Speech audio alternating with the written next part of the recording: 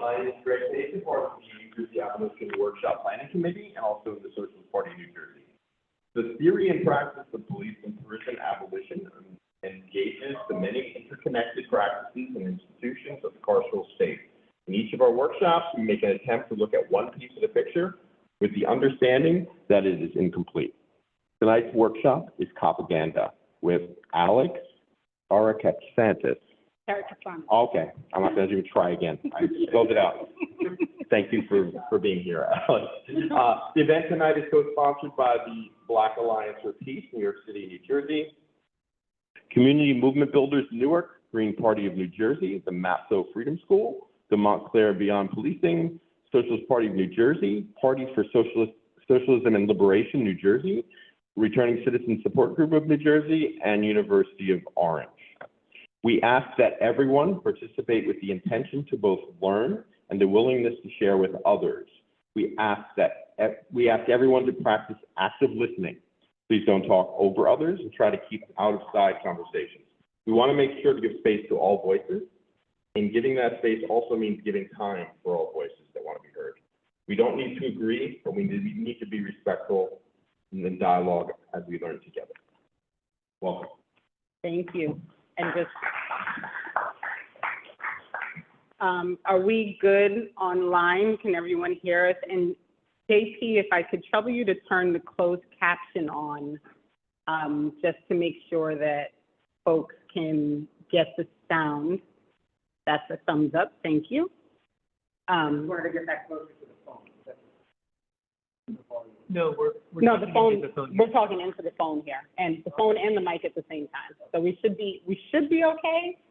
You can let me know if folks in the online want to let us know that the sound's good. Thank you everybody for your time, for showing up tonight. I'm very excited. I very rarely get opportunities to fangirl and to be a geek about things, but I gotta say that I've been following Alec Karakatsanis now for probably going on 6 years, following you avidly on Twitter, and you were calling out folks between Harvard and the New York Times and all the different efforts that you've made to get people to understand what the media does as part of their propaganda scheme to convince people that policing is something that it absolutely is not. And as part of the New Jersey for Abolitionist workshops that we've been working for now a year and a half, this for me is really, really important to have this conversation. So I'm thrilled that you're here. As I told you earlier, I almost don't know what to do with myself. I'm so excited that you could make it. But if we could, I'm going to start by just reading, my little thing that I kind of gathered together to make sure that I gave everybody the real information about you. And then we'll get started from there with some questions. There will be time at the end for Q&A, both for folks in the room and for folks on the Zoom. And so if there's anything else that you need, just give a thumbs up or a wave online. JP Sloan is going to monitor over there on the Zoom, and then we'll be here in the room, and we are going to go ahead and get started. Alec Karakatsanis is the founder and director of Civil Rights Corps, which has pioneered constitutional civil rights cases to challenge the punishment bureaucracy across the United States. He has worked with directly impacted communities across the U.S. to design innovative new legal advocacy and narrative strategies for challenging prosecutors, police, probation officers, judges, and private companies who work with them to profit from the punishment bureaucracy. Before founding Civil Rights Corps, Alec was a civil rights lawyer and public defender with DC, and then a federal public defender in Alabama. And he also co-founded the organization Equal Justice Under Law. Prior to writing Copaganda, Alec also authored Usual Cruelty, The Complicity of Lawyers in the Criminal Injustice System, also an excellent book if you haven't read that one yet. He also writes a popular newsletter called Alec's Copaganda Newsletter. Also, you should be following that if you're not following that Substack. And Alec regularly collaborates with visual artists, poets, musicians, and filmmakers to produce art about the punishment bureaucracy. So thank you Alec, for coming. I can't say it enough how excited I am. If we could start with your choice to be an attorney, because often people say, like, you got to work within the system to change the system, and there's this whole thing. So if we could start with the choice that you made with being in the system and working as an attorney, and if there was a point that kind of said to you, this is the path that I'm going to take with this attorney thing, if you could start there. Yeah, so can everyone hear me? I want to thank everyone, especially Renee, for inviting me here to be with you in this beautiful space, and all of you for coming tonight. Hopefully it'll be interesting and useful to you all in the work that you're doing here, the important work. I've seen some of the zines. I've seen a little bit from Renee about what you all are building here, and it's just really exciting. So consider me a fan as well of all the work that you're doing every single day.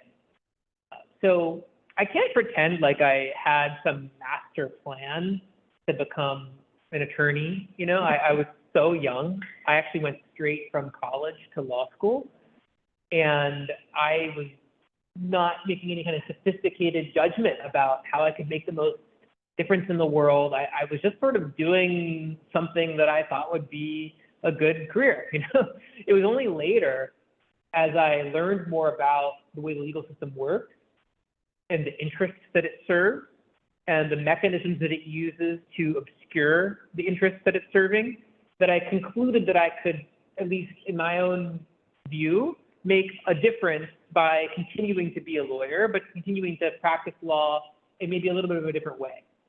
And so while I didn't maybe initially have a real theory of how being a lawyer was the highest and best use of the short time I have on earth, it was definitely something that I developed over time.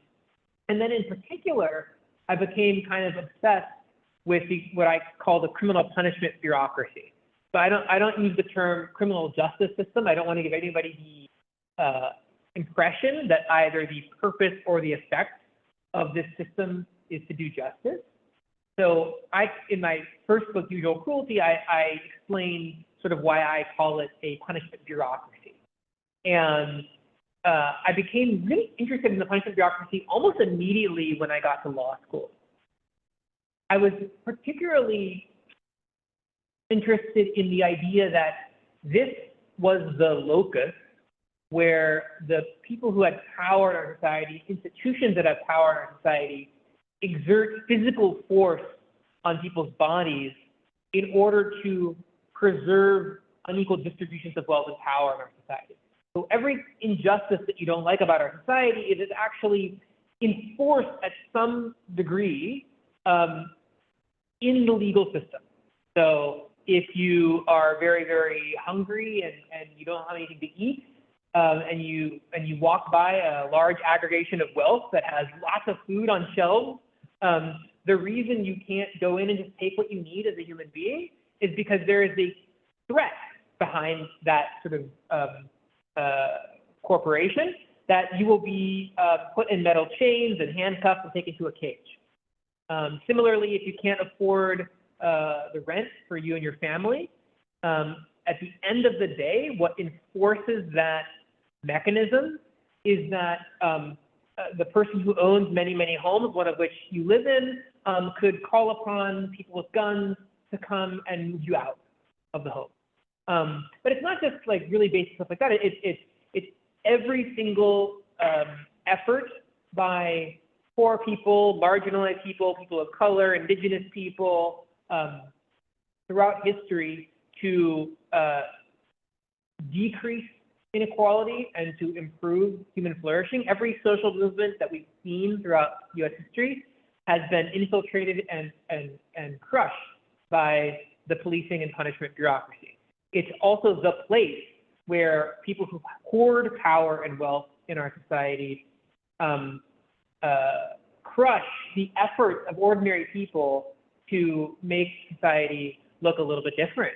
And those are the reasons that I was really drawn to the punishment bureaucracy, in particular in my career as a lawyer, and why I tried very hard early on in my career to really master my understanding of exactly the mechanisms that powerful institutions use in the law to preserve the things about our society that I at least think are the things that maybe most need to be changed.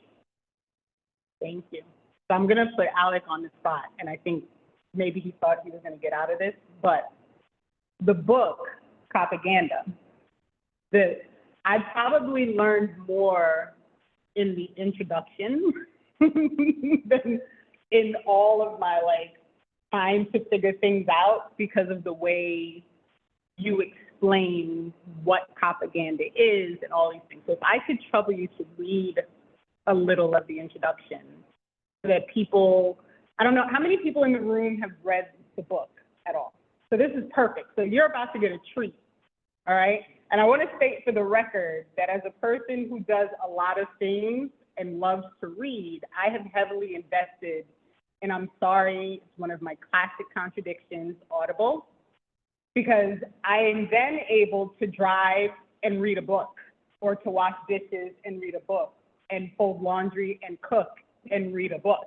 And so I listened to Copaganda, and then I bought 2 copies because, hi, Mommy, she's watching, but I also bought my mother a copy in addition to mine. And the person who reads this book perfectly, like, the tone for the sarcasm that is written throughout this book for how shitty the system is fantastic. There's these little clips about, like, the awards that you give people for being shitty journalists. Like, it's perfect. So if I could trouble you to read the first few pages so that folks know what they're going to get. I mean, this is, I don't know if you could do that. Like, I was going to read the Audible, and Alec was like, I don't know, it's weird. Should I be sitting there listening to somebody else read my book? And so we're going to let Alec do it. For the record, my mom and dad are also watching on Zoom. So, and I think my grandma, who watches all of my Zooms, and who has said that this is the greatest book ever written by one of her grandchildren. So pretty high praise.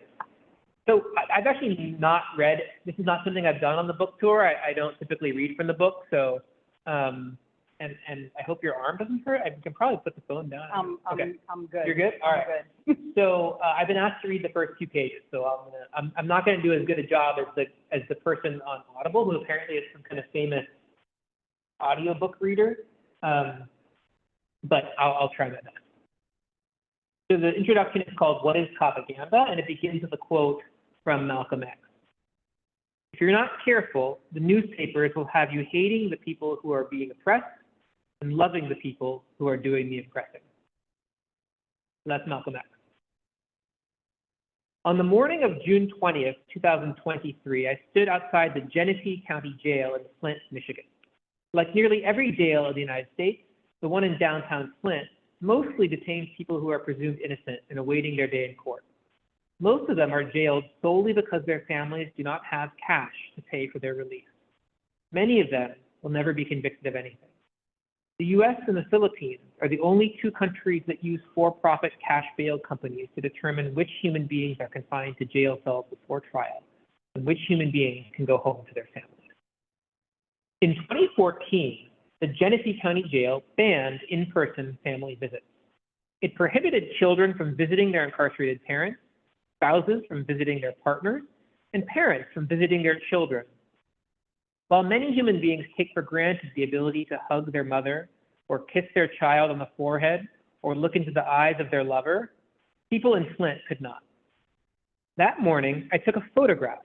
It shows the sidewalk outside the jail where children had written messages of love and drawn hearts and flowers in chalk for their parents. From the jail windows, parents could see the drawings and press their faces to the glass, hand signaling their hearts and other love symbols back down to their kids. Why was this happening? And I have in the book a little photo. People on Zoom are going to have to buy the book. You all can. Why was this happening? Since the early 2010s, many U.S. jails eliminated free in-person family visits when they signed contracts with the multi-billion-dollar prison and jail telecom industry, which is largely owned by private equity companies. The theory was, if jails get rid of free in-person visits, Desperate people will spend more money on phone and video calls to stay connected with their loved ones. The companies got monopolies on calls at each jail through contracts they negotiated with sheriffs. By locking in high exclusive rates, they made hundreds of millions of dollars each year from the denial of human contact. And the contracts promised sheriffs a percentage of the profits. So in return, many of the contracts required sheriffs to end free in-person visits and also required that the government keep the jail population above a specified minimum capacity to ensure a large enough market. The Genesee County Sheriff, Chris Swanson, achieved national fame after the murder of George Floyd in 2020. On May 30th, 2020, Sheriff Swanson put down his weapon and walked up protesters in Flint, declaring that police, quote, love them. With cameras rolling, he pointed at a fellow police officer and told protesters, quote, that cop over there hugs people. A few years later, he would be featured primetime speaker at the Democratic National Convention that nominated Kamala Harris for president. National news stories did not mention that the hug-loving sheriff had banned family visits, nor did they mention that he was collecting hundreds of thousands of dollars every year from the families of people he detained before trial, a disproportionate number of whom were Black and extremely poor.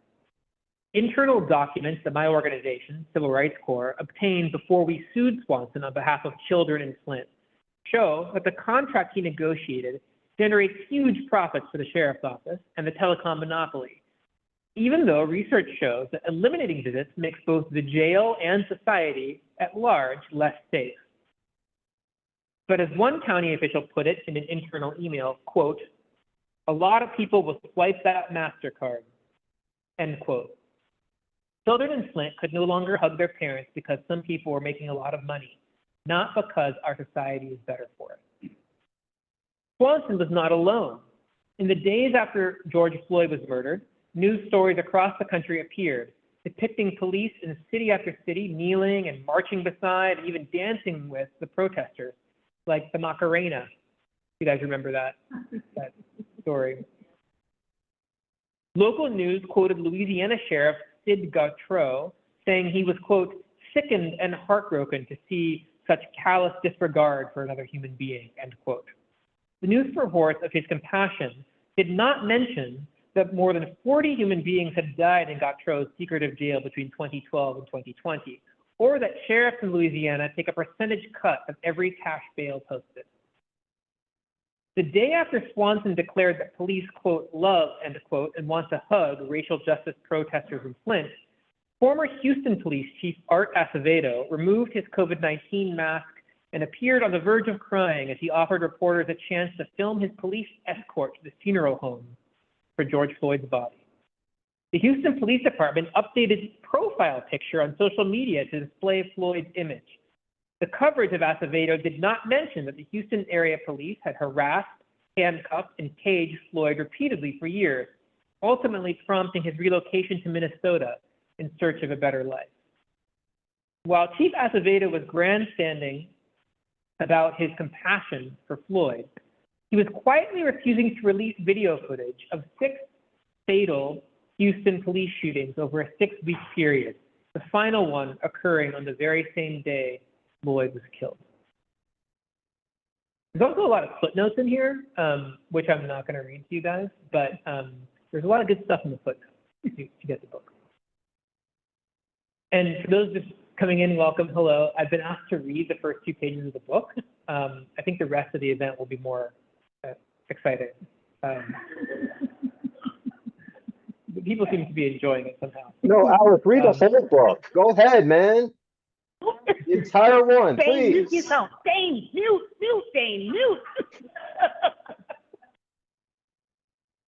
There's a gulf between the image and the reality of the punishment bureaucracy. Propaganda creates that gulf. It is the system of government and news media propaganda that promotes mass incarceration, justifies the barbarities and profits that accompany it, and distorts our sense of what threatens us and what keeps us safe. Watching police public relations officials across the country use the news media to portray themselves as social justice defenders after the murder of George Floyd marked a turning point in my career. It was an important time for propaganda, a rare moment when police, prosecutors, and prisons were vulnerable to exposure and mass rejection. More than a decade of widespread criticism against mass incarceration had made criminal justice reform a bipartisan issue. States and federal populations in prisons were decreasing since 2009. And Michelle Alexander's thesis in her best-selling The New Jim Crow, that mass incarceration was a contemporary form of racial oppression, had become conventional wisdom among liberals. During the first 3 months of the COVID-19 pandemic, the number of people in local jails dropped by 200,000 after advocates successfully pressured local officials to prioritize public health. Mass movements led by people most harmed by police and prisons led to Black Lives Matter protests in 2014 and 2015, and then again in 2020, the largest protests in U.S. history. Between 15 and 26 million people took to the streets in the first 2 weeks after the police murdered George Floyd. In one major poll taken the week after the murder, 54% of Americans said that the burning of the Minneapolis police precinct was either fully or partially justified. Calls to reduce the size and power of the punishment bureaucracy were ubiquitous, especially among young people, and a new wave of political candidates running on that platform. It was in that moment of mass movement, public consciousness, and potential change that I began to focus on how the news media supports the punishment bureaucracy. I had always been critical of how the news manufactures consent for inequality and oppression, to use Edward Herman and Noam Chomsky's phrase from their landmark examination of the political economy of the mass media. But news media reactions to the 2020 uprising felt a little bit different. They alarmed me. Without subtlety or pretense to objectivity, the news seemed eager to undercut growing public consciousness about the failures of the punishment bureaucracy and to endorse a worldview that, by contrast, legitimated and valorized it. And so starting in June 2020, I began to archive news stories on the punishment bureaucracy and to study the vested interests that use the news to shape the way we think about crime and safety and the legal system. Punishment bureaucrats understand something important. The news affects what and who we are afraid of, and in turn, what solutions we conjure to meet those fears. Am I reading it okay? Okay. Yeah. All right. You set a high bar with that. Listen, I'm about to make a lot. I don't know how I'm going to make something happen with this, but I'm about to make something happen. Especially since you don't do this, this is like gold. I don't my think first you time even reading understand. it. Okay. Once I started looking more closely, I saw propaganda everywhere in coverage of crime and safety. In the aftermath of the 2020 uprising, the news stoked a society-wide panic about one kind of crime or another, despite police statistics demonstrating that we were, and still are, living in a period with among the lowest number of police-reported crimes in modern history. These manufactured panics were not focused on all crimes, but on specific crimes that the news associated with poor people, strangers, immigrants, and people of color. And most striking of all, story after story built up a consensus, one utterly contrary to scientific evidence, that giving more money to the punishment bureaucracy was the only serious solution to achieve public safety. I started asking myself questions that became the themes of this book. Why is this story news? Why are other potential stories about things that harm us not in the news? How did this story get to this reporter? Who are the sources interviewed, and what counts as an expert? Whose perspective is included in this story, and whose perspective is left out? Who benefits from how the story is framed, from what words are used, from what facts the reporter tells us, and from what facts the reporter ignores? What kind of person is created by consuming today's news about crime and punishment? I started to document patterns in how news coverage makes us afraid of certain people, fails to inform us of things that actually most likely to harm us, and misleads us about what kind of social policies best promote human flourishing. I worked with crime survivors, scholars, community organizers, students, people in jail and prison, and the families most targeted by the punishment bureaucracy to study the reality of public safety, that the key to reducing interpersonal harm is addressing the underlying causes of interpersonal harm and violence by investing in things like education, housing, healthcare, human connection, and reducing inequality. Yet I saw over and over again how news outlets distort and obscure this reality. I began collecting a public archive of Copaganda on social media and producing hundreds of threads and dozens of essays in a newsletter to illustrate how Copaganda operates with daily examples. I met with hundreds of reporters, editors, producers, and news executives, and I was invited to provide training for some of the most prominent news outlets in the country. This book documents some of what I found and learned. Documenting Copaganda was a very personal project, and I want to say something about my own biases. I began my career as a public defender in Alabama and Washington, D.C., representing people who could not afford an attorney. Then, as now, the U.S. was confining people to cages at 6 times its own historical average, 5 to 10 times as much as other comparable countries, and caging Black people at 6 times the rate of South Africa at the height of apartheid.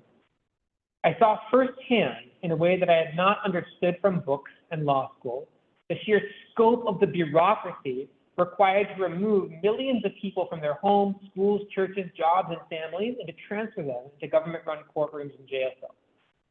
I saw how the punishment bureaucracy transformed many of us who work within it. In 2013, I was fortunate to receive a grant from Harvard Law School that enabled me to quit my job and start a nonprofit organization that uses civil rights laws to challenge injustices in the punishment bureaucracy. I finally had the resources to take a deeper look at the punishment assembly line and to try to do something about it. I made that career shift because I care about all people being safe. Unnecessary violence, both violence perpetrated by the government and violence that exists because of our collective failure to promote the policies that will address it, has killed many of my clients and caused me and many people I care about to suffer enormously.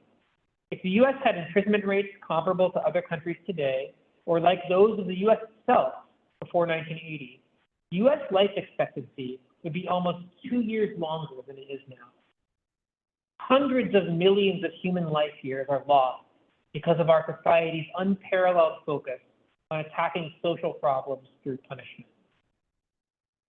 I have now been a civil rights lawyer for more than a decade, filing lawsuits and developing policies that change widespread violations of the Constitution, that challenge widespread violations of the Constitution. The organization I started, Civil Rights Corps, grew to over 35 employees. Our cases have ended modern debtors' prisons in many cities in which tens of thousands of people were jailed for non-payment of debt, gotten hundreds of thousands of people out of jail who were or would have been legally detained before trial solely because their families were poor, prevented hundreds of thousands of illegal convictions, prevented tens of thousands of families from being separated, shut down companies profiting from the illegality of extorting people for cash, threats of jail, returned tens of millions of dollars to tens of thousands of the poorest people in our society, vindicated the rights of sexual assault and domestic abuse and gun violence survivors whose prosecutors illegally threatened them, won civil rights cases against dozens of police officers for brutality and corruption, enabled the return of driver's licenses to hundreds of thousands of people who had been unable to drive anywhere because they owed debt, played a key role in blocking several $1 billion in new investments in policing and prisons, saved local governments hundreds of millions of dollars that they would have spent on jailing, and successfully sued more judges than anyone I'm aware of in U.S. history. And yet, despite the success of our civil rights cases and the even greater success of many other advocates, a core myth persists that the punishment bureaucracy is primarily concerned with and effective at producing public safety. The myth, that myth, which is consistently pushed in the news, has allowed the punishment bureaucracy to resist significant change and even to expand into new areas. Time and again, after our legal victories exposed corruption, ineffectiveness, and illegal government violence, the bureaucrats who created the problem would propose a solution that simply refashions the profitable status quo. Similar injustice, new label. My years as an advocate for my indigent clients and their families led me to believe that things could be different if the news told different stories in different ways. If you can believe it, the introduction is actually like another 10 pages long. So I don't know. I mean, it's a little rambling, but you get the point. Yeah, and the reason I wanted the introduction to be a part of the presentation is because I figured people would come not having read the book, right? And so for those of you who know me, you know I'm a little nutty with the whole reading and the, you know, the research and the rabbit holes and all the things. And so sitting next to somebody who has successfully been down this media rabbit hole for like half a decade now, I feel less nutty, right? And so the reason that I wanted the intro to be part of this is because I want people to buy the book, right? Like we got Watchung Booksellers in the back. Thank you, Margot. We have copies of the book available. I want you all to get the book and read the book and take in the information from the book, because I don't know that I've ever read anything that has succinctly and better told people how to understand what Copaganda is, how it works, how it permeates everything. I mean, this is real stuff, right? And so for years now, my goal has been to get people to understand that you have been lied to for your entire life about what cops do, what they are, what their purpose is, right? And so if I can get anyone to just for a second realize that everything you think you know about policing is absolutely counter what policing actually is, then I've done something, right? And so, hence, this is how we got to where we are. I think you did an excellent job. And I think the next book, you should just read your own book. Thank you. But I will say the person who read it, oh my God, the tone and the sarcasm, it's so perfect. It's perfect. It's great. Okay, so we mentioned briefly usual cruelty. We won't get into it too much, but that basically tells the story from the attorney side, right? Like how attorneys are also complicit in this entire system. But let's move on to the book, Copaganda. And so as the intro started, every chapter starts with quotes from different people, including Malcolm X, as you know, Stuart Hall. You have James Baldwin in there. You have some real, you know, I mean, this book is no joke, y'all, seriously. So can you talk about the decision to start every chapter with a quote? Yes. So before I do that, I just want to say on the topic of the books for sale, there's an amazing local bookstore here. You can get it here. If for some reason you can't afford a copy but want it, I'll buy you one. You can just come up to see me afterwards. All of the royalties for the book are donated to an incredible organization called the Stop LAPD Spying Coalition, which works with unhoused people in Skid Row in Los Angeles to combat police surveillance. So if you buy the book, you're supporting a great organization that definitely needs your support. And then also, I have a separate charitable fund that we've set up that will enable us to send free books to anyone in prison in the United States who wants one, and any teacher who wants to sign the book to their students. So we have free copies. And the same is true of Usual Cruelty. And the first essay in the book, Usual Cruelty, is called The Punishment Bureaucracy. Don't have to read it for free online. But that's an introduction, actually, to this book. It's very long as well. But it's my attempt to explain exactly how this system works from the legal system, right? And then this book is how does the media, contribute to this problem. But so they kind of go together, and both books are available for free to anybody in prison in the United States. And one of the best things about that is we've sent thousands of copies into prisons, and I get letters all the time from people in prison, and each copy in prison is passed around and read by different people. So if you really like the book and you're interested, also you can donate to that fund too, to tax-deductible donation for free books for students and prisoners.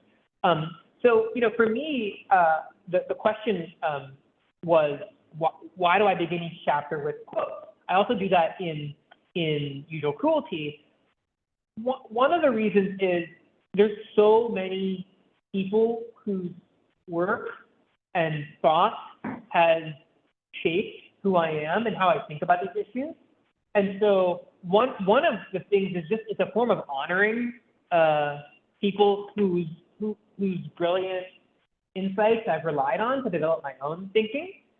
And another is that some of the stuff these people have said is just so on point and so much better than I could say it, that it's just better to have them say it themselves. And also, I'm trying to give people, this is maybe the main point, I'm trying to give people a sense of how we've been confronting these very same issues at so many different moments in our history. And so many different kinds of people have been making the same points, whether it's indigenous leaders or Black Panthers or organizers for women's suffrage or leaders of the LGBTQ movement or whatever it is. They're all coming to many of the same conclusions about the role of the news media, about propaganda, about injustice, about the role of police, et cetera. So I'm showing people that this is not just some view that I have. It's a set of views that is widely sort of believed by a number of the people who've led movements throughout our history who we most look up to. And then, you know, I also published an essay last year that's going to be a book in French, actually. Maybe I'll put it in English too. I don't know why the French wanted to publish it as a book, but it's actually it's a detailed history of the propaganda surrounding the police body camera. And it's titled after a James Baldwin quote. It's called "The Body Camera, the Language of Our Dreams." And in that article, which is available for free online, you can just Google my name and if you're interested in it, in the body camera. That article begins with a series of quotes from prominent people in the Black radical tradition over the years, poets, scholars, whatever, organizers, each with sort of like how they talk about white liberals, which I think is really, really interesting because you can sort of see that a lot of these people whose work we look up to over the years have come to very similar conclusions about the function of people like the leaders of the Democratic Party today, or the people who lead university institutions or nonprofits, or people we think of as sort of elite liberal people in power. And I just think it's helpful to examine what people in the past were saying about some of these same issues. So I'm actually glad you brought up the body camera. As I said earlier, if you're not following Alec Karakatsanis' Substack, you have to do it. Because one of the things is this report on the body cameras, which the origin story of body cameras is, of course, nothing that anyone recognizes or knows. And because you like rabbit holes, you've given us that gift. Whether it's a gift really or not, I don't know. But I was glad. I read the entire report on top of the article, on top of the tweet thread that you did explaining what was coming. So I appreciated that. And we actually ended up doing an entire 2-hour coverage of the body camera thing on Black Liberation Media. I think that might be how you ended up on Black Myth. Oh, yeah. Two Black, yes. That could be. Shout out to Two Black. Thank you for the hookup, because that's how I got connected. So I know this was kind of the catalyst for how you got here, when you were following and you were, you know, doing the threads and trying to get people to see how all of these things were kind of playing out in media. So now the book's been out for a few months. You've done a few of these. You've had some talks. What did you leave out that you're like, oh, I shouldn't have left that out? It shouldn't have been on the chopping block. We should have left that in, if there's anything. Wow. Well, the body camera article is so long, I don't think I left anything out. I cut about 100 pages from the book, from the original draft. And so there's a lot of stuff that's left out. You know, there are a number of deep dives into particular news stories that I thought added something. Everything in the book, I guess I should just take a step back and say, the book is not about the right-wing media. The book is about what's commonly thought of as the mainstream or liberal media. And what I try to do in the book is unlike the introduction part that I just read, I try to go into the weeds in and I dissect particular stories in order to make a series of points about what I think are the most common kinds of propaganda in contemporary media, so that when you're reading even the right-wing media or the mainstream media, you'll be able to recognize and say, oh, this is just like that New York Times story or that Washington Post story that I dissected. And so there's a number of examples that I had to leave out that I think are really revealing in different ways. But it was already, as someone pointed out earlier today, it's always a very heavy book. I think it was the bookstore owner said, it's a very heavy book. So we had to cut out a bunch of stuff. I think the things that I cut out from the book that most,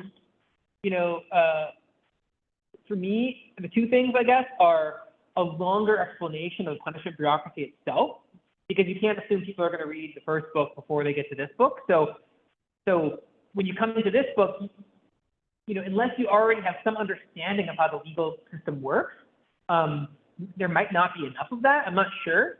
And then this book is really about the police and the media. And then the second thing is I had to cut I only have maybe 2 or 3 pages on the body camera. Even though the body camera is, I think, maybe the most impressive achievement of propaganda in modern history. And I guess it just means I have to have a separate book on the body camera, but the details, I went and read virtually every article about body cameras for 10 years after Michael Brown's killing in Ferguson. And the results of that are incredible. And I had to leave out most of those details in the book and just give the sort of top line conclusions. And so if there's one thing that I wish could be included in the same project, it's the deep dive analysis of the body camera. But all of this stuff is available for free to read out there, but it would have been nice to include it in the same volume. That's interesting that's okay. That report is mind-boggling, just so you know. So the other thing that I found really interesting in reading the book was something that I feel like people miss all the time when they're reading about like the crime thing, right? The big crime wave, or whatever the words, right? So this idea that the worst type of crime is the personal property crime, right? And so we talk about car theft and, the shoplifting and all of these things. And there's very, very little mention of like the larger theft of like wage theft, for example, or, really rich people who don't pay taxes because you get away with that. And for me, it's something we actually in our abolition group talk about a lot, but it's something that kind of permeates throughout the book, like this understanding that the thing that you're being taught about what crime is like this much of the amount of actual crime that happens that nobody talks about. So can you talk about a little, and I don't even know like how really to phrase the question, but talk about how it is that you want people to understand that what they think, like this personal theft, these personal property theft things that they are being told is like the major crime to worry about. Why that's not it. So what the news makes us feel most afraid of has virtually no connection to the things that are actually the greatest dangers to our health, well-being, and safety. That's a really important point that I try to talk about in the book, and I try to give a bunch of examples of it. You gave a couple of really good examples from the book. Wage theft alone is probably, it's hard to estimate these things, in part because the government basically ignores wage theft. It doesn't treat it as a crime. But the best estimates are that it's about 5 times all police recorded property crimes combined. So you would never know that. I give an example in the book. There was this one really well-known shoplifting incident in San Francisco that was caught on video, and it was actually quite an impressive shoplifting. It was like one of those old game shows where you run through a grocery store and try to put as much stuff in the cart as you can to see how much money. Supermarket sweep, yeah. This person was on like a bicycle balancing these big bags and was like putting stuff in and somehow balanced themselves out of the Walgreens. It was amazing. But in the 28 days after that theft, there were 309 news articles about that one theft, that one shoplifting. Not a single article about far greater wage theft allegations by Walgreens against its own workers. Give you a sense of, and shoplifting tends to be a crime perpetrated against large aggregations of wealth, tends to be perpetrated against companies, and particularly big box retailers. If you look at like the numbers, wage theft is a crime typically perpetrated against the poorest people in our society, working class people who need money from those paychecks to survive, to get diapers, to get bed sheets, to get food, medicine. And so it's a very significant crime, but it's virtually ignored. Tax evasion is about $1 trillion a year, so it's like 20 times all the wage theft. So we're getting orders of magnitude, but you don't get like a push alert on the New York Times or from the Pittsburgh Post-Gazette every time some wealthy person is caught evading taxes. And by the way, very few wealthy people are caught evading taxes because the decisions our society makes about which crimes to look for, right? So as I explained in the first book, there's really important decisions made, literally like how many people are we going to appoint to even look for tax evasion versus how many people are we going to appoint to look for drug use in a poor neighborhood, right? These are decisions that are made. Where you look for crimes is where you find crimes. And then and what I show in this book is that there's a huge connection between where the police are looking for crimes, what crimes the police are documenting, and what harms the news media reports to us. And so all of this distorts our conception of safety. I go on and on in the book about, I haven't even gotten to the biggest one, water pollution and air pollution. Air pollution alone is about 5 times all homicides combined in terms of number of people killed in the United States. That's not even getting to the rest of the world, where the global economy, in many respects, because of decisions that are being made in the United States, kills about 10 million people a year from air pollution. So, I mean, water pollution, I get it. I mean, and lead poisoning in children, and there's all of these things. One of my favorite examples from the book is the issue of lead poisoning for kids, which actually, by the way, is strongly correlated with future violence. In addition to other horrific health problems, is a huge problem around the country, not just in Flint. I talked in the introduction about the children of Flint that I'm representing, right? But it's a huge problem everywhere, and it's a huge problem in poor neighborhoods in Chicago, okay? So Chicago has a lead abatement program, a publicly funded lead abatement program. But because nobody ever reports on it or provides actual facts or evidence or anything like that, or links lead to crime or anything, nobody feels urgently about this in powerful circles in Chicago, so much so that the lead abatement program is so poorly funded that it's not scheduled to abate the lead for 1,000 years. So this is the same city that is constantly increasing the policing budget. And as I talk about in the book, on the day that the Chicago police murdered Laquan McDonald, 17-year-old black child, they had 4 full-time public relations officers, okay? 10 years later, they have over 50. So in a city that's not even paying to abate the lead that's killing these children, they're now paying, thanks to Rahm Emanuel and subsequent mayors of Chicago, they're now paying for over 50 full-time public relations officials. Get the book. So because you just talked about it, I'm actually going to skip my next bullet point about capitalism and corporate greed because you just kind of covered it. The basic premise that we are ignoring the basic living material conditions of regular working people in order to support the needs of corporate greed and capitalism, right? So that's how we end up here with like this madness that's happening. And so my next question is I'm actually going to read something from the book. I'll do the reading, but it's short. It's a short one. So this is you're talking about news volume and newsworthiness, but, what gets to be in the news. And you mentioned Fox, CNN, and MSNBC specifically.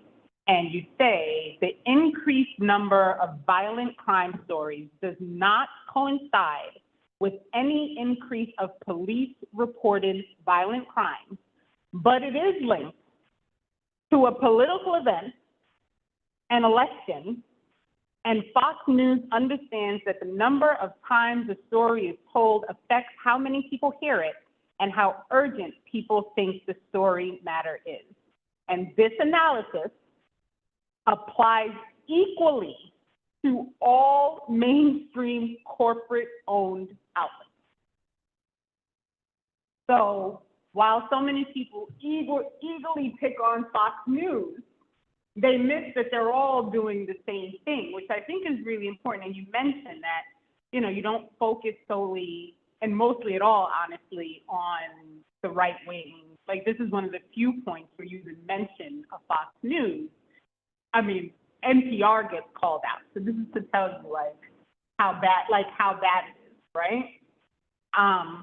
So can you talk about that idea of what is newsworthy? Because one of the stories you talk about is talking to people about bail, and someone saying, "Oh, well, someone ran a story a couple of months ago. We don't need to talk about that anymore." So can you talk about this idea of what's newsworthy and how things get into the news cycle? Yeah. So as I said, and as you said, I don't really talk about the right wing, except when I show that, because liberals are able to see the propaganda when they watch Fox. They're able to say, oh, that's propaganda. So what I try to do in the book sometimes is say, you see that thing, Fox, all those crime stories right before the election? Well, actually, that same thing you can notice on Fox is actually exactly being done in the New York Times. The difference is that the New York Times uses different language and different other devices that are geared to different audience. So you have to understand the best propagandists have always understood that different kinds of propaganda are designed for different kinds of audiences. And so liberal propaganda is just a little bit different. And that's what I'm really focused on in the book.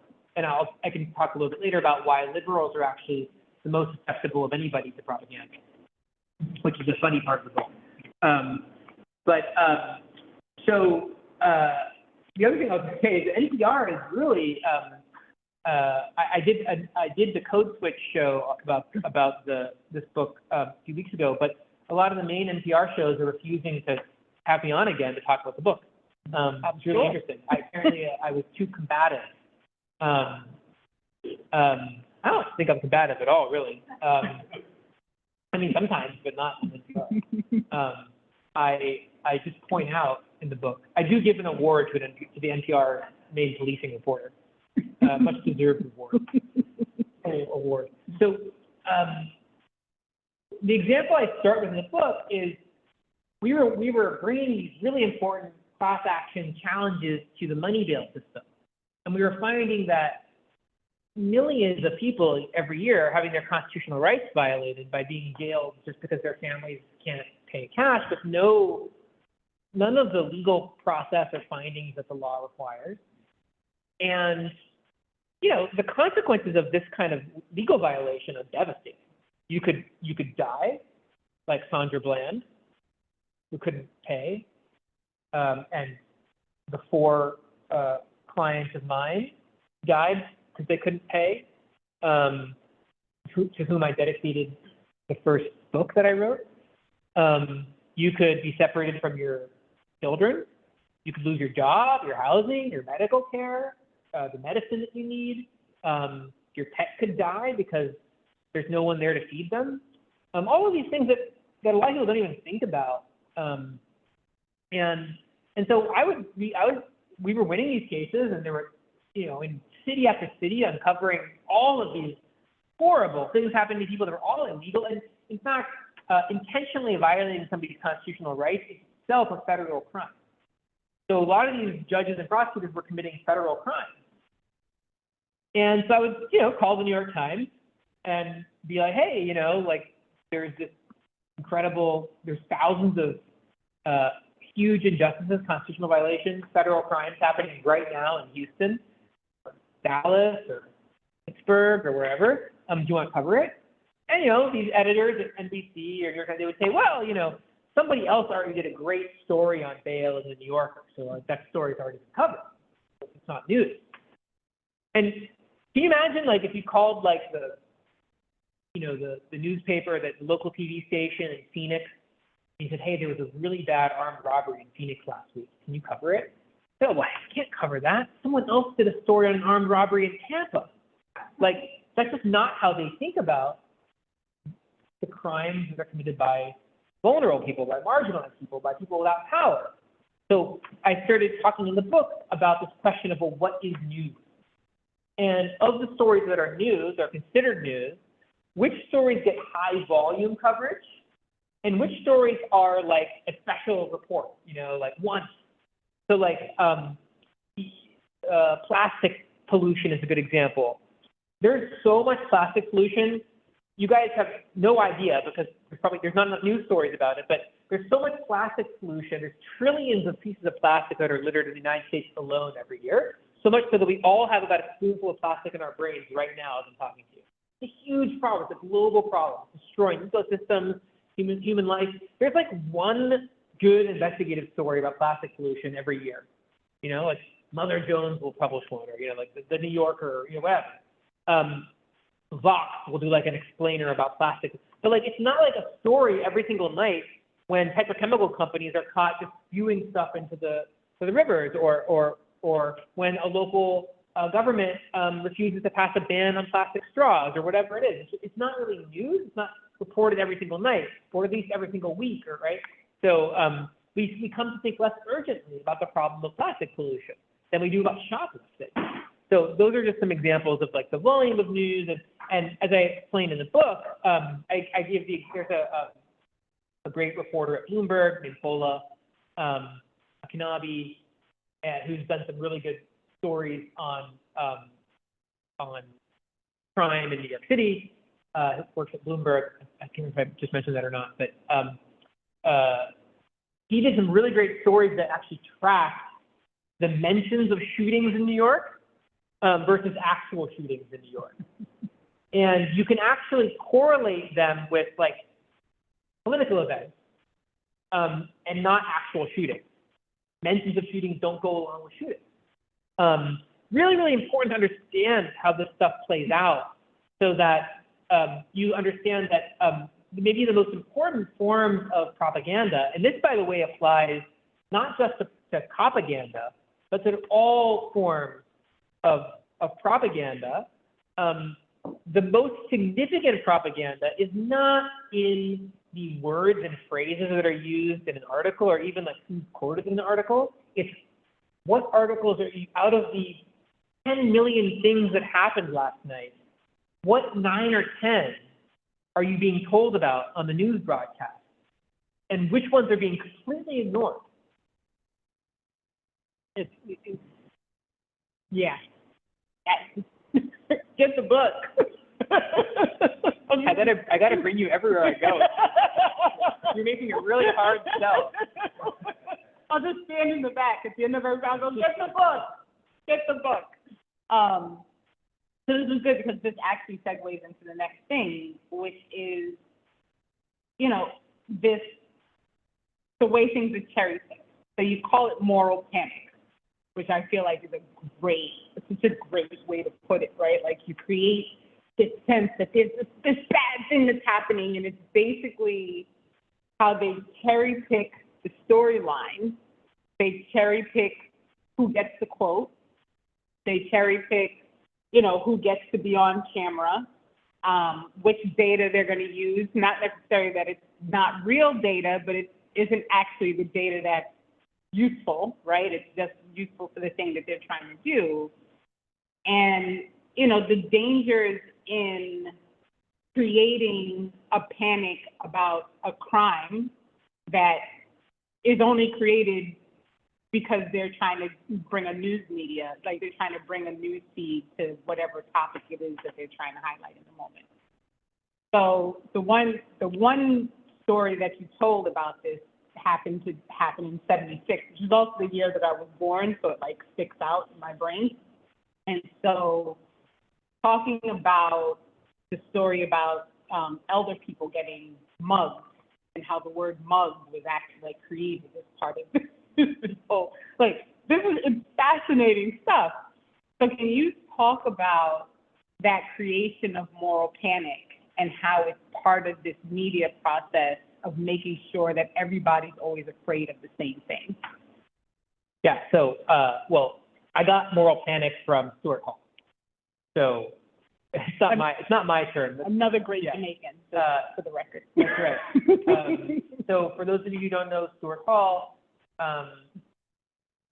his book that he wrote with a group of other scholars he assembled called Policing the Crisis is probably the best book on these topics I've ever read. Incredible. It's very long and very dense, but it's incredibly worth it if you want to understand this. And they were writing about the creation of the term mugging in late 1960s, early 1970s England, and they used that as a jumping off point for one of the most important leftist books, I think, of the 20th century, that really explained the way in which the courts, the punishment bureaucracy, and the media combined to create a series of panics, what he calls moral panics, that then led to a general panic about order, that then led to the rise of Margaret Thatcher in England.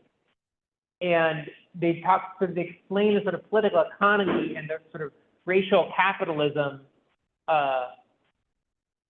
in a way that I think is really profound.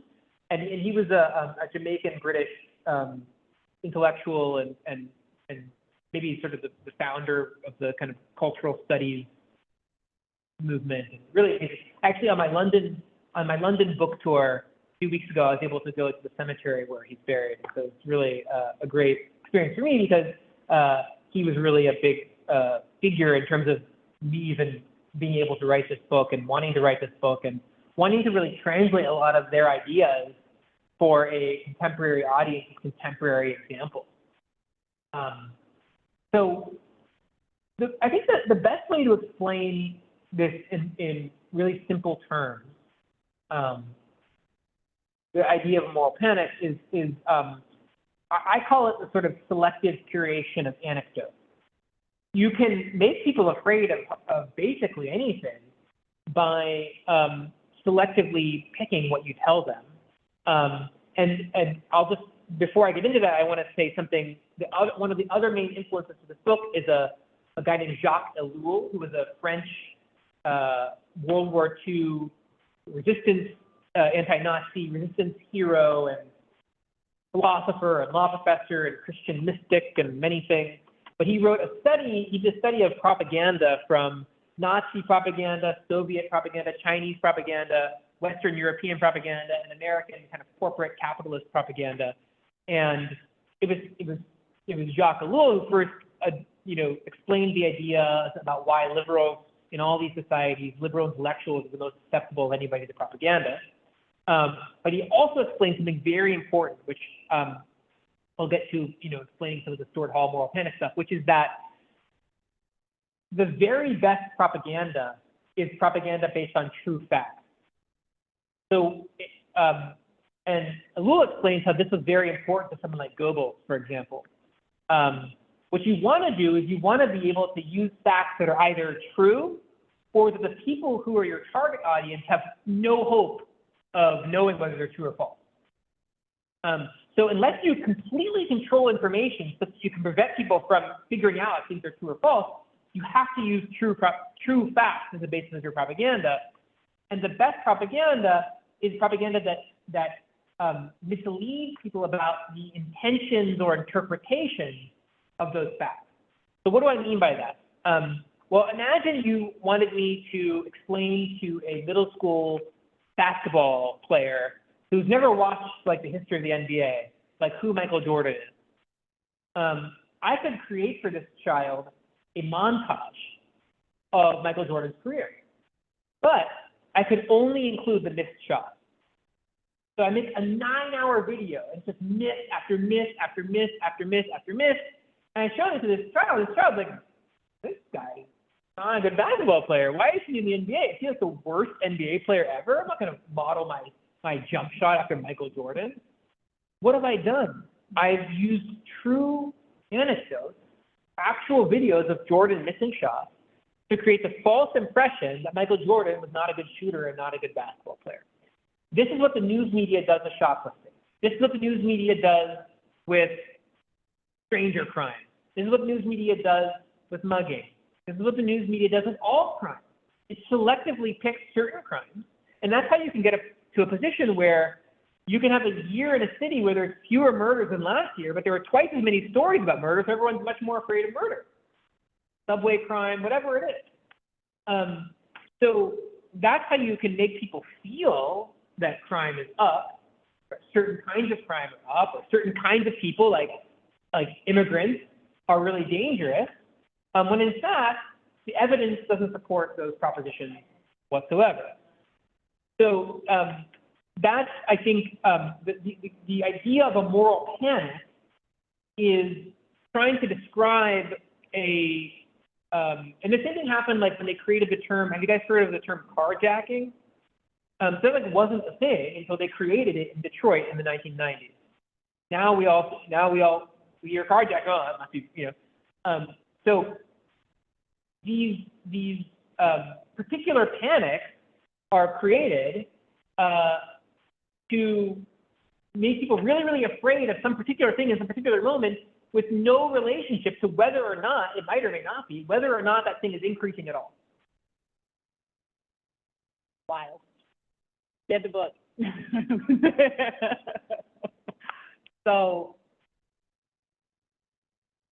that idea of like how we create these ideas of what crime are, this is like a big thing for me because I am always very, very frustrated in trying to explain to people. I have the conversation with people of why do you think that a crime is a crime, right? Like you mentioned specifically, like, is it really a crime if someone's hungry and they take something to eat and they maybe didn't give the corporation the money that they're supposed to give the corporation for that, but the person is starving. And so like, is that actually a crime? And so for me, because so much of what is discussed as crime are these really like contrived tellings of how people, regular working people, are failed every single day by the pursuit of capitalism and profit, right? Because if people didn't have to spend 3/4 of their salary on rent, maybe more people would have somewhere to live, right? If people didn't have to have a job to have health care, maybe less people would be sick, right? So there are all these things that get tied into the capitalist system that, the whole point is to convince you that the problem is really you, right? The problem is the poor person, the problem is the homeless person, the problem is the Palestinian, the problem is always somebody who, for whatever reason, is being blamed because they have the audacity to be living and not being able to, support the capitalist system that we all live in. It drives me batty when people's first question to me when I mention abolition, the first question is, well, what about the crime? And I'm like, well, what are the police doing now for the crime, y'all? Like read the study, right? What is happening now with the crime because of these people in costumes and guns that show up at places and shoot people because that's the first thing they think to do when they show up in a place, right? How does this benefit the system? But that was my long way of getting to this idea of research, what gets left out, what gets put in. And I love to watch you fight with academics. It's like the funnest thing ever, mostly because you are an academic, right? So I feel like, you know, I feel like me going to somebody with a doctorate and being like, you stupid, right? Like what you just said makes no sense. Like sometimes can backfire because like, who am I, right? Me with my like double master's, double bachelor's, you have no idea what I've done in my life. I graduated high school at 16. Like none of this is information that you know. You just think I'm some weird black lady who likes to argue on Twitter, which I am, right? But that's outside the point.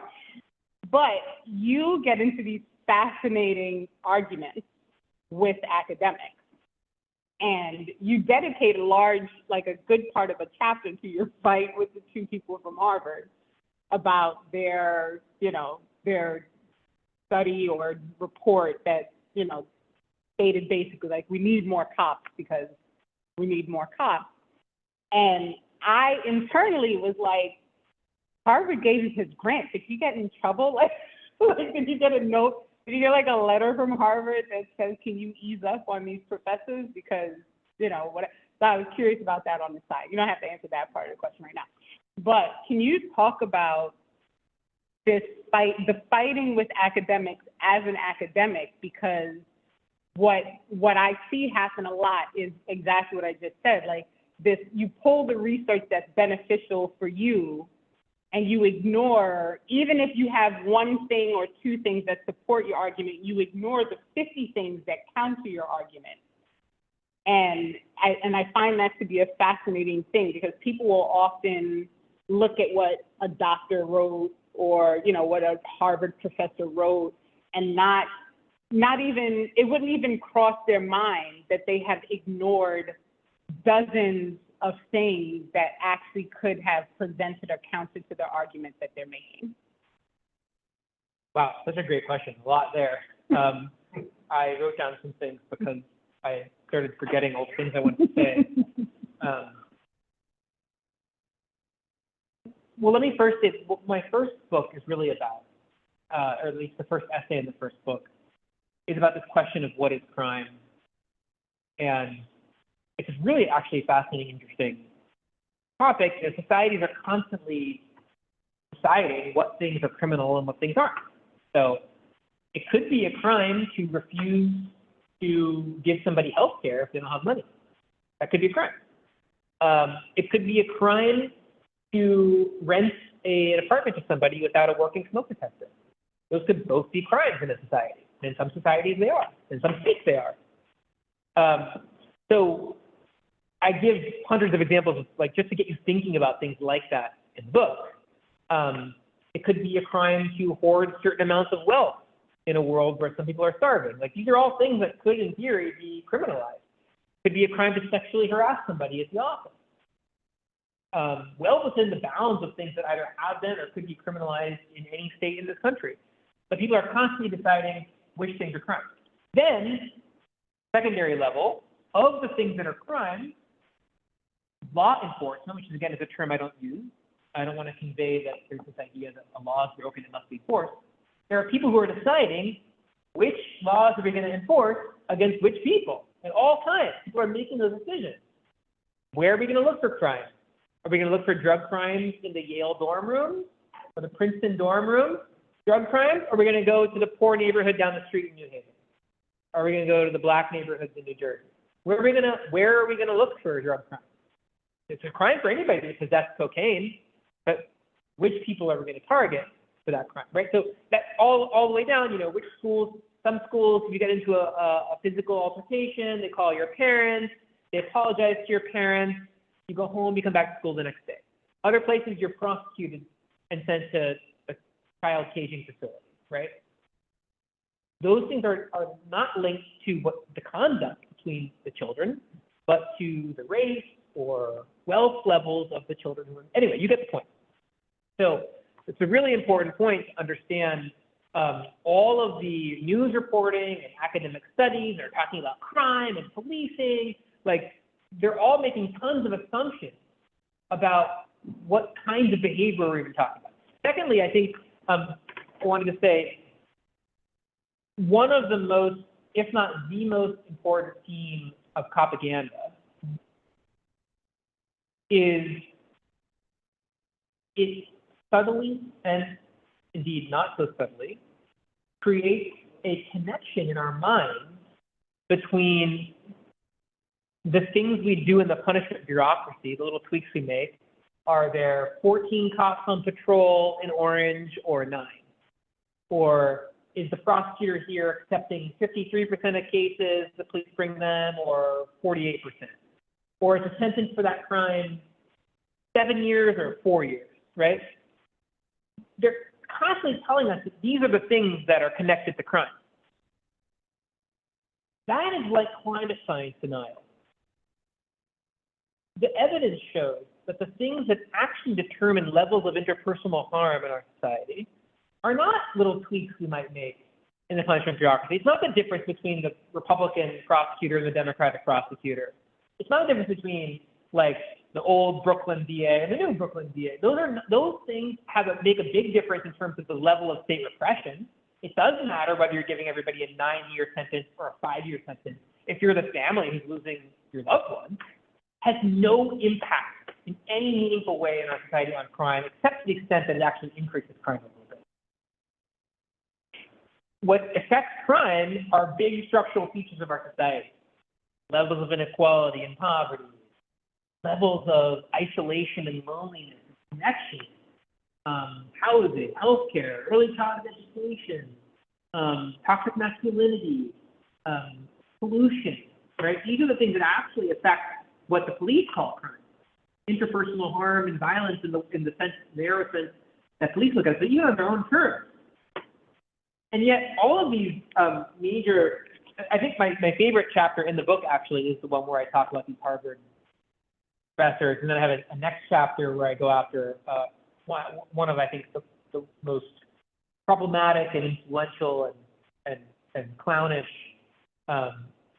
scholars, who is a professor, the head of criminology, of graduate criminology at Penn.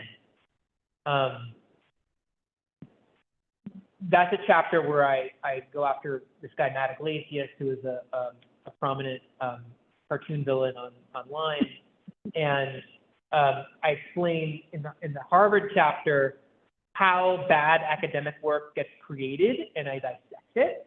And in the next chapter, I explain the networks and the methods through which certain people translate that bad academic work into conventional wisdom in the news. So the two chapters go together. I think they're maybe my favorite chapters in the book, on some days at least.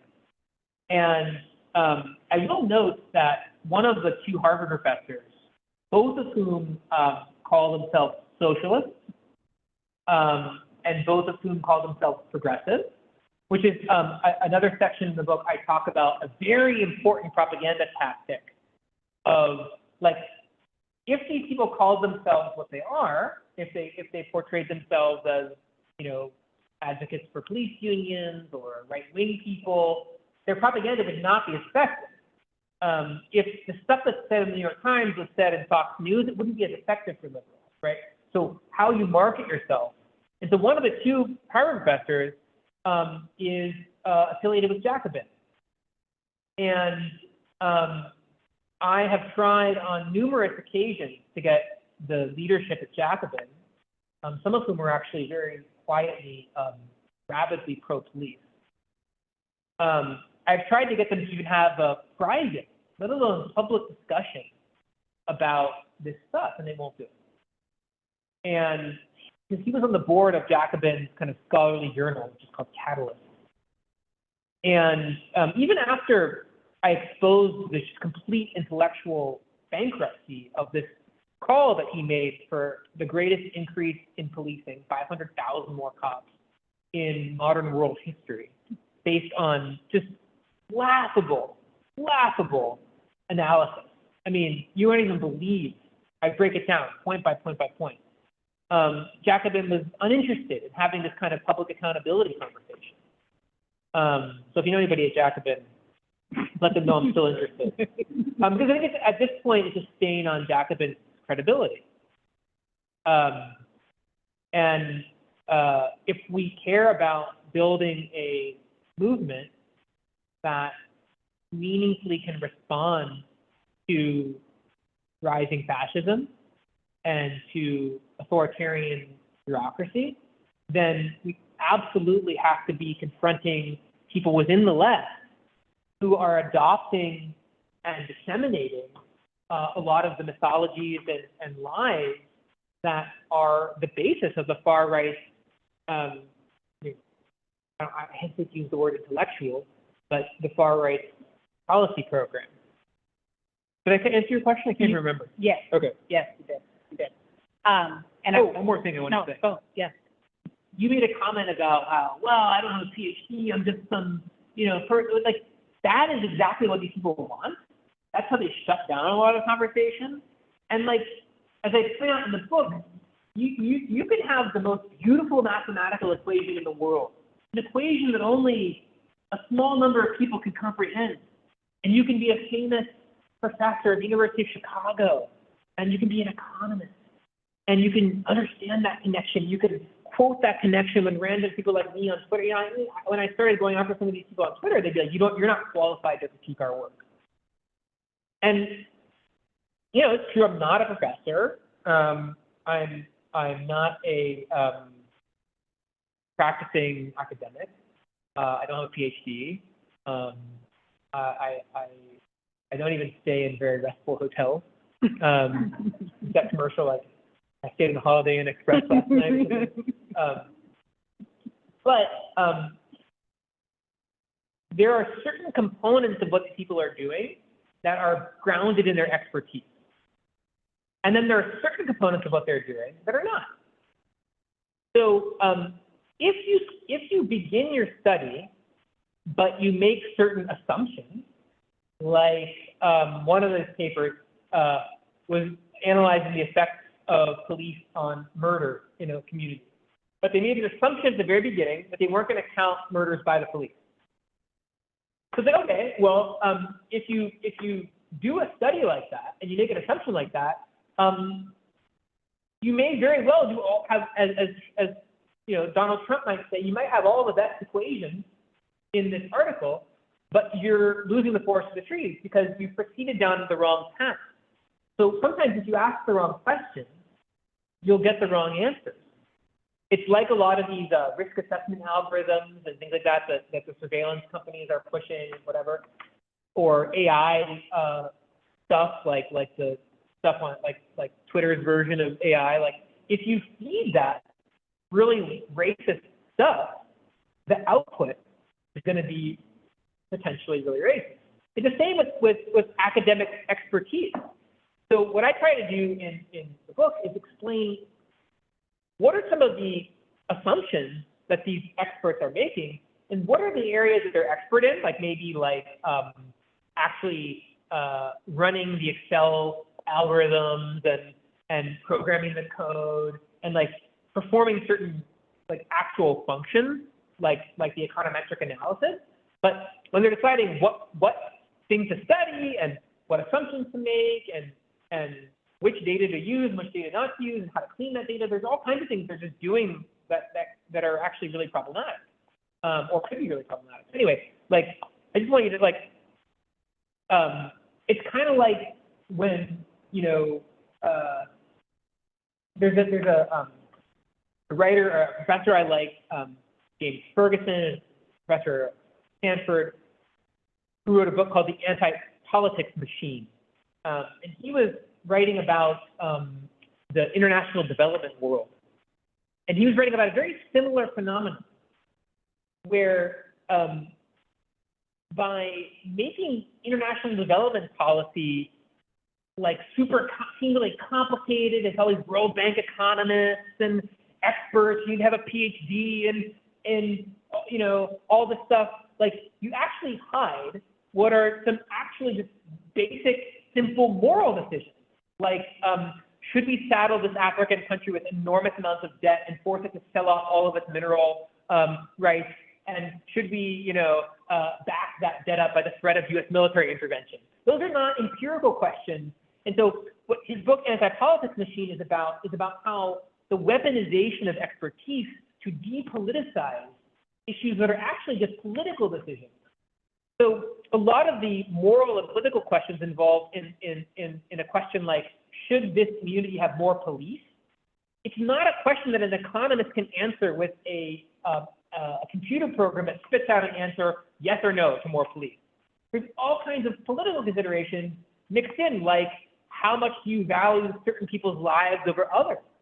So I talk about another article in the book that like says that every dollar spent on policing brings $1.63 in social benefit, and so we should have a lot more police. That article, in addition to like, it like put dollar amounts on things like sexual assault and all this other kind of stuff, but it forgot to count, or forgot is a really generous term, it didn't count police violence. It didn't count the effect of police on poverty. It didn't count the effect of police on public health. It didn't count all this other stuff. That when you actually, it didn't count the effects on the effects of jail or prison, or like it didn't count any of the costs to people whose loved ones are in the place. Anyway, I could go on and on and on. So when you actually do the numbers, or if you change the values that it assigned to sexual assault, or if you even add police murders to that, it actually reverses the findings of the study. You know? Anyway, that's rambling attempt to kind of gesture at those questions. Thank you. And I'm going to stop my questions here because I feel like other people have questions, and I could hold y'all hostage for like another 3 hours with the list of questions that I have. So unfortunately for Alex, this means that he's just going to get emails from me like, what about this thing? But, you know, we'll see how long you tolerate me before you're like, oh my God, leave me alone, woman. So the last thing that I think I want to ask you about from the list is the idea of cynicism, which you talk about in the book. And for me is very important because another thing that I'm always talking about is the electoral politics conundrum, right? Like electoral politics suck, right? You can't really get anything to change using electoral politics. But in leaving the process of electoral politics, you are actually leaving the decisions to the people you least want to make those decisions. And then you have people who say things like, well, we don't have the capital or the power to really do the things that need to be done. And so we have to do like the next best thing, which is have more cops, right? Which is like the craziest answer to the next best thing ever, but whatever, we'll just put that there. Abundance, yes. And so this idea of downplaying actual real change that could result in people prospering in a way that there would be less person-to-person harm, but leaving all of those things aside because we can't have those yet. And so instead, we're going to get more police, which, again, wild to me that's what that's the answer. But could you talk just a little bit about this role that like the politics play? And you do some great things in the book looking at how there's this intentional confusion caused, right? Like who they call a progressive and what like that people still don't understand that Democrats are like, they're the devil, right? Like right along next to the Republicans. They just like to pretend like they're better, right? And so could you talk a little bit about that? And did I actually ask the question? Does that make it? Yeah, okay, great. Okay, do it. Yeah, and again, that's, we're a lot of old Malcolm X and James Baldwin and MLK and Kwame Ture. Maya Angelou has some great stuff on all this stuff. I mean, like, I'm not covering any new ground here. People have really beautifully encapsulated the problematic nature of of the role liberals play in putting a veneer of acceptability on systems that are grotesque and horrific. Okay, there's a lot here. Let me say a few things. One of the key themes is mainstream or liberal news coverage of safety is that they hardly ever describe what genuinely left or progressive people are proposing. It's very, very difficult to get them to actually, with any detail, describe. Usually the stories are about how people feel like it's controversial, or some like political horse race coverage. It's like, some are worried about this person, but it doesn't actually describe the things that person is proposing, which are largely quite popular. I give a lot of examples of this in the book, including like the recall rates of Chesa Boudin, where because of this kind of coverage, Chesa himself was polling very negatively. But every single one of his major policies had supermajority support when you just ask about the policy itself. I give another example of a New York Times article profile of a Black woman council member, which has some of my favorite New York Times lines in it. It's a kind of abolitionist, very radical platform that she ran on. Quite beautiful in many respects. I don't know this person at all, but I'm just like, I went and looked at the campaign platform. And what I really loved about it, New York Times had some white Democratic Party official quoted an article being like, I have no idea what she does. I've never even spoken to her. As if to say, like, the criticism of her was like, she's not like coming and kissing the ring and like whatever. But like, unironically, because the whole point is that like the article in this huge profile of this person, it didn't even explain what her policies were. It's incredible. The whole profile about how controversial and anti-police she was, it didn't even like show people that she had incredibly detailed policy proposals for how to address public safety. So one theme of the book is we don't tell you what the left is actually proposing. And that enables the second thing I want to say, which is article after article after article after article portrays the left. Usually it's mainstream Democrat politicians offering quotes about, portrays the left as having no answers on crime.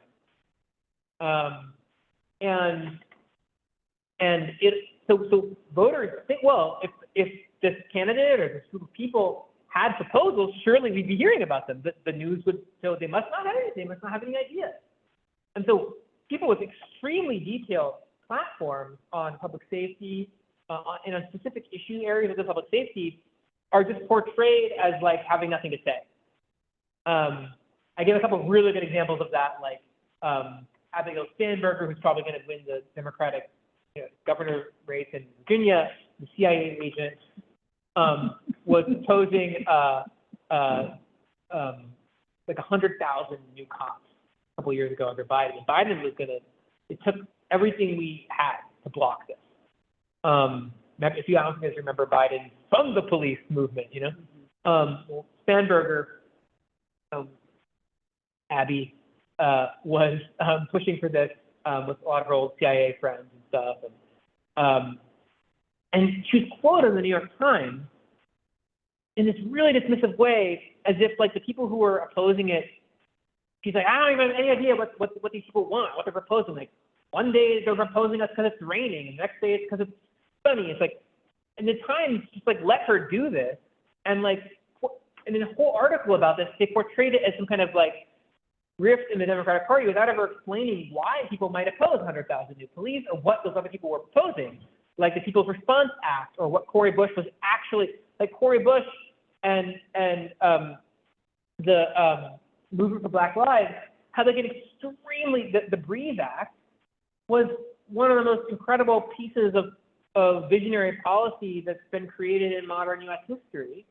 And I should disclose that, we helped work on it, our policy department, but like what the Movement for Black Lives was proposing was anything but like vague and like incomprehensible. They were very clear policies, and they were just never covered in the mainstream news media. Never covered. So that enables then something very important. The next step is, so they don't cover it, then they say, oh, well, the other side doesn't have any answers. The next step is, well, like, we've tried everything we can think of. Nothing else is possible. Nothing else works. We've been trying. It's kind of like when you hear Eric Adams in the news or Kathy Hochul.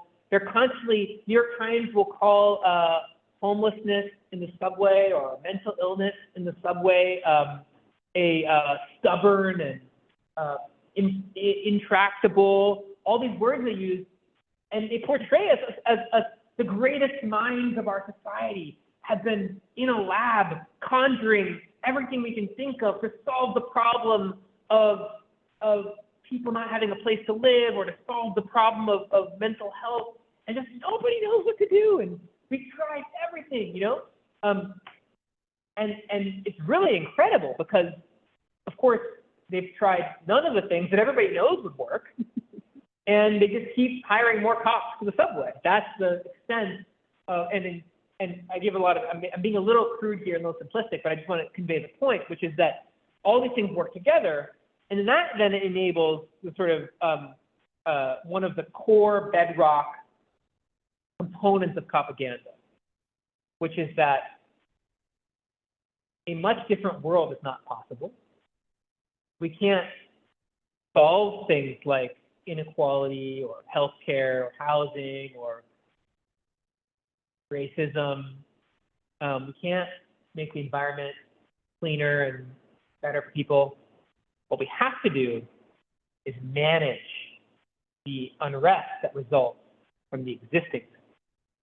So what in the emails these Harvard professors sent to me when I first started engaging with them, and then even a little bit in their public commentary, they said, look, socialists, man, we're progressive. It's just that we have sadly, again, against our, I'm paraphrasing here, against our better judgment and really reluctantly, we've come to the conclusion that social change is not possible because working class poor people have no power. So given that, our entire academic career and our entire academic, we're very explicit about this, our entire project begins from the premise that reducing what they call concentrated disadvantage or inequality is not possible. Given that, they said, the only solution is more police. So if you assume that social change of any kind is not possible, what do we have to do? Well, we have to manage the instability and injustice and violence that results from an unequal social arrangement. How do we manage that? Well, people with guns. So that's, I mean, very few people are willing to say that out loud, but that is very much the background assumption of the New York Times. And not an assumption, it's probably the preferred world of the people who own and work at the Times. The entire premise is that we are not going to look at fundamentally making our society an equal and more just place. We're going to figure out how to crush anybody who complains about existing distribution.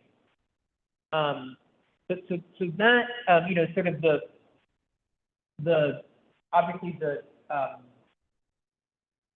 end result of that is, you know, a paper that will, you know, write articles about the minutia of, you know, who shot who when people starving in a genocide are trying to get food, rather than questions like, well, why is there a siege? Why is there a genocide? Why is there ethnic cleansing? Why is there a military blocking the aid? Why are other countries not just forcibly breaking that blockade? Why was the UN kicked out? Why is this, you know, entity delivering it? These bigger questions become irrelevant.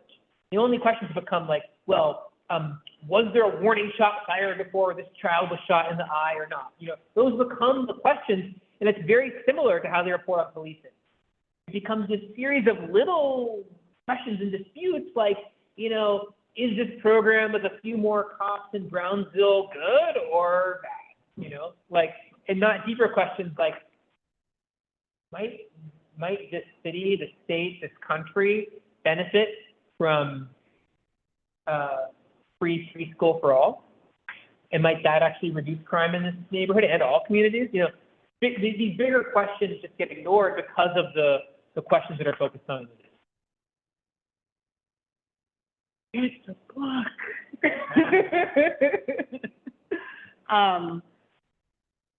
Part of the reason that, and that truly, I can't thank you enough. I mean, I'm like gushing. I'm so excited, like how this went. I appreciate like your sincerity and all the work that you've put in. And I want people to understand that when I started to read the book or listen to the book, I was very clear, like, I'm about to fall down this rabbit hole, so I don't know if I'm really ready for it, but we're gonna go anyway, and we're gonna go with it. And what you've gotten tonight is like this much of what you'll get when you read the book. Because I still have like 6 questions that I didn't get to because I need to shut up and let other people ask, right? And the book does some really good things, like the definition of the terms that the news uses, right? Like surge. There's a surge in this thing, right? The fact that consistently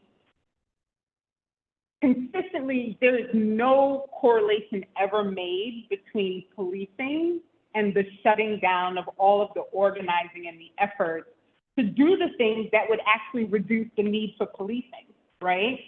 So when you go to the history, looking back at how police even became a thing, and shout out to Annalise, who like helped create this huge PowerPoint that we use all the time when we have to talk about the history of policing, that goes back to, you know, the rich folk who want the poor people to like go away, right?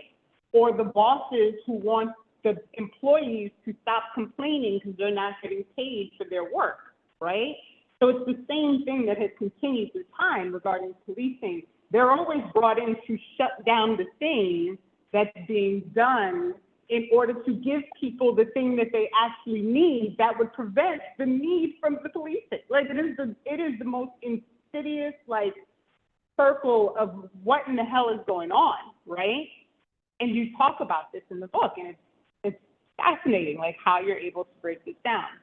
The other thing that I really appreciate is you do like this guide thing. Here's a guide to how to read this thing, right? Which it's a great way to kind of, before people even read the chapter, to understand, like, look at how this specific thing is happening in the news, and it'll give you a clue of why this is so bad, right? And then there's an entire chapter that Alec gives everybody on what can you do? What does he do? What can the organizers do? What, like, you know, how can you go forth and like recognize Copaganda and help people to understand what it is? And for me, it's an important chapter because a lot of times, like I said, like you start talking about abolition and people are like, what about the crime? What about the crime? Like what, you know? But the idea of actually giving people resources and the ability to kind of move forward with how they combat this is, I mean, I don't know that there are really words to explain how important it is that you give people that resource. So I thank you for that as well. So I know there have been questions in the chat, and my eyes are not good enough to see it all the way over there. So between JP and Eric, I think somebody can let us know if there's a question in the chat. Are there questions in the room that people want to pose to Alec? Not really expensive. AI, getting pointed AI information, AI, and I can see a parallel with everything that you're talking about. That what we see in the news is almost like AI. They're feeding us what they want us to see. If you base that's 100% accurate, exactly the same thing as AI. AI is just kind of like a front end for the, excuse my language, crap we've been getting this entire time. I mean, Yeah, I mean, well said.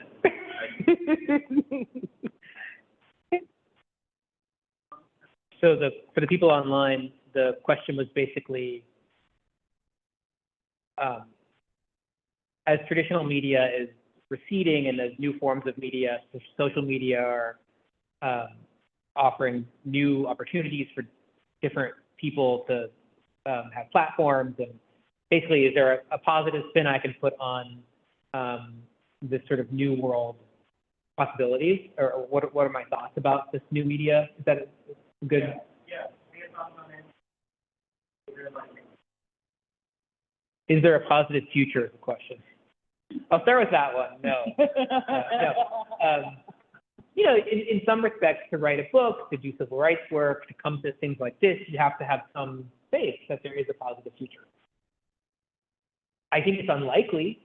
I think we're at a really, really difficult time for humanity, but I think there's a chance. And because there's a chance, and because all the fighting that we do along the way will matter so much for real people, we have to give it everything we have. But I think, you know, things are very, very difficult. And for me, my approach is to try to build an anti-fascist coalition, or be part of building an anti-fascist coalition that gets a lot of people who I think are quite well-meaning and would support a lot of more lefty stuff if they weren't so taken in by what I think of as sort of, again, broadly, crudely speaking, liberal propaganda. So this book is really my attempt to reach people who want a world that's more equal, more ecologically sustainable, more just, more full of kindness and love and dancing and singing, and all those people who are, through a variety of mechanisms, supporting incredibly brutal, violent, ineffective status quo institutional arrangements. And so I think that the mainstream media has been an enormous part of building those mythologies. So on the one hand, it's great that the mainstream media is crumbling. I think it's worrying to see the consolidation of corporate monopoly power and big tech. You know, Astor Taylor wrote a book called People's Platform, I think is what it's called, years ago, kind of, I think, very presciently talking about all this. I don't purport to be an expert on, like, you know, the political economy of the mass media, or the political economy of big tech and where that's all going, especially with AI. But I will say that the current ecosystem is offering ordinary people more of an opportunity to get their ideas out and to build audiences in a way that could conceivably have radical ideas reach more people. Problem, of course, is that it's becoming, you know, fewer and fewer platforms are controlling all of that, you know, like, and it's very easy to just shut off those platforms in a particular country, like India, or, you know, England is now arresting people and banning things, saying things like, I support Palestine action. And I think that the consolidation of power and centralization of ownership over all these media is heading in a direction that is making, and the rise of surveillance and the ease of surveillance and the control over surveillance technology is making it harder and harder to actually express views that are genuinely subversive in those platforms. I think it's a mixed bag. I mean, a positive thing is that there are a lot of people out there able to now get a message out to millions and millions of people, and that's great. But it has other effects. The consolidation of that power and the fact that all of these platforms, with the exception of Wikipedia, are run for profit. that's really dangerous. I know there's a question in the chat, but TJ, do you want to, and TJ is an English teacher and runs the Maps for Freedom School, so he's giving me the face right now, because he's like, why do you always do this to me? But it's because TJ is the real deal. And so when TJ sends me an email, a text message to say how good your book is, and that as an ELA teacher, he can't believe that, like, this book exists, I needed you to understand, like, where that, where that comes from. So, go ahead.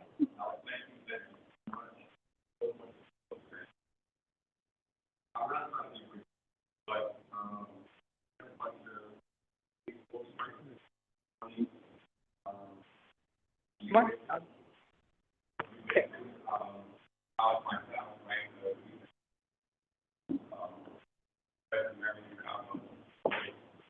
Something about the radical research that Renee talked about, and I think it's an example after example is believe he and how they're all just got on George Floyd. He just breaks it down and said, well, why he ended up also, shout out to my grandmother, who said, for example, pan-africanism, that your grandmother was upset about definitely. But my question goes to the chapter we talked about professional news.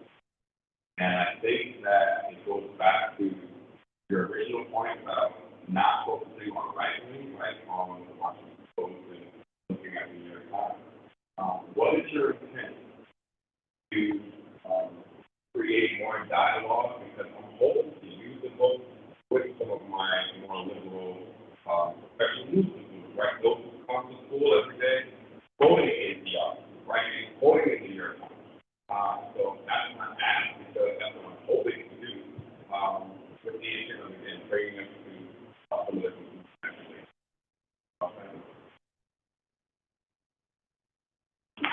Careful, Sean. Thank you so much for that question.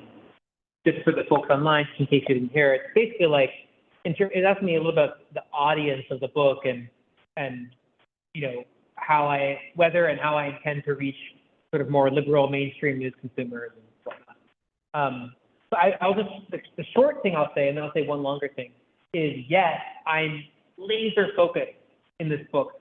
Yes, I'm trying to give people who already kind of agree with me more tools and examples and ability to engage and to use this book, and that's, we have a free curriculum guide that we've produced that teachers can use. And as I mentioned earlier, we have free copies for teachers who want their students to read the book, but who think their students can't afford it. And definitely, if you're interested, I would love your help getting this in front of other teachers, this book. But the main audience of the book, and I hope it's accessible, and I really tried to make this book, the main audience is people who don't yet agree with me. It's people who every day consume MSNBC and the New York Times and the Guardian and the Washington Post and you know, obviously the recent stuff has, I think, pushed a lot of people away from those outlets, but there's still, my main audience is still people who think of themselves as, like, you know, well-meaning liberal types. That's the people I'm really trying to persuade and trying to get people to see in the tradition of some of the people who I named earlier, who came to see liberals as a real obstacle to pursuing a society that looks very different. Because, and I talk about this a lot in the body camera essay, and I don't have time to get into it here, but the British and French and U.S. militaries developed a lot of really effective counterinsurgency strategies for their colonial endeavors. And one of the key things they tried to do was figure out, okay, we're never going to reach the real colonial resistance fighters and leaders, but there's this huge swath of people that could be sympathetic to those people. We need to figure out what kinds of propaganda to use to keep those people with us, to keep them from joining revolutionary social movements. That is, I think, the role of liberal media in our society now. It's How do we prevent people that got in the streets after George Floyd, after Breonna Taylor, that we're starting to flirt with things like reducing the spending on police and prisons? And we're starting to think, well, hey, maybe like my view that I don't want to be contributing to a system of racial and violence and economic inequality, and maybe I should have it like those are the people that we're competing for, with the New York Times. That's why I think you see so many billionaires lining up to fund the abundance agenda. The abundance marketing by Ezra Klein and Derek Thompson, their whole project is to make liberals think that we can solve all these problems in our society without confronting power, without confronting inequality, without confronting corporate power in particular, but without dealing with any of these structural features of our society. The longer thing I wanted to say, or I'll keep it short, but I actually do have to go home soon. But I promised I would say this earlier. So Azul gave 3 reasons that liberal intellectuals are the most susceptible of anybody to propaganda. First reason is that they consume the most news. So their perceptions and beliefs about the world are determined or mediated through somebody else's decisions about what information they get, rather than their own observations every single day in their own community. Much more so than other people who don't read a lot or consume a lot of news. So when you're consuming a lot of secondhand, unverifiable information about the world, you're consuming whatever the Atlantic magazine tells you is happening, which is really dangerous. Second thing is these people feel a compelling need culturally to have an opinion about everything. And so when you combine these 2 things together, that's a dangerous combination. You're consuming a lot of unverifiable second-hand information, most of it from outlets and fora that are owned by the richest people in our society. And they have a need, they feel like they need to say something about everything. And the third and most important factor, I think, is they think they're smart enough to tell the difference. And they think they're smart enough that they're not going to be propagandized, right? They see all those Fox News viewers being propagandized, but they are educated enough to, and this hubris, this huge mistake, because none of us are capable of avoiding influence and propaganda. All of us are creatures of our era and our surroundings, and every film we watch, every piece of media we consume changes our brain chemistry. And that's why I have a whole chapter at the end about how we can at least fortify our minds against this and build groups of people around us, hold us accountable. It's a continuous process because the propaganda around us is relentless. And so a lot of liberal people I know, very well-meaning people, many of them, they have not set up daily practices in their own lives to fortify their minds against propaganda. And so they're continually falling victim to the same propaganda because they don't have everyday practices in place. Thank you. So we're going to let one more question, because I think if we don't give people time to get their book signed, after I've told everybody to go buy a book, I'll get in trouble. So there was one question in the chat. Your question in the chat, your answer to this is the shortest answer in clarity. Question from population. Has there ever been a time that this The question from the chat was, has there ever been a time when the police have sided with the oppressed?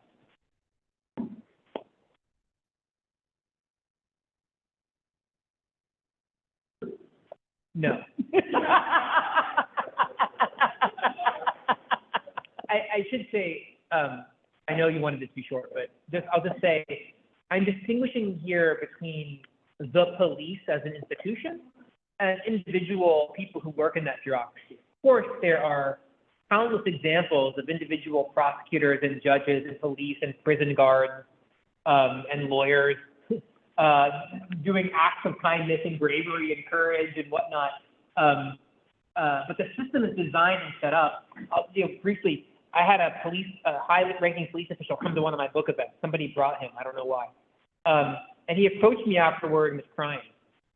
And he said to me, look, I kind of agree with everything you're saying, and as a person of color, police official, I shudder about the things that we've done in my career, perpetuating all this stuff, but he made a point that Noam Chomsky has made, and that many other people have made before, which is that if I were to resign, or if I acknowledge that I feel this way, I'd be replaced immediately.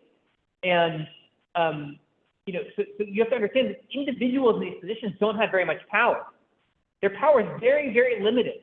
Like the highest ranking official in the national security bureaucracy, the person prosecuting Edward Snowden and Julian Assange or whatever, they seem really powerful. They can get anyone they want, an internship at the DOJ.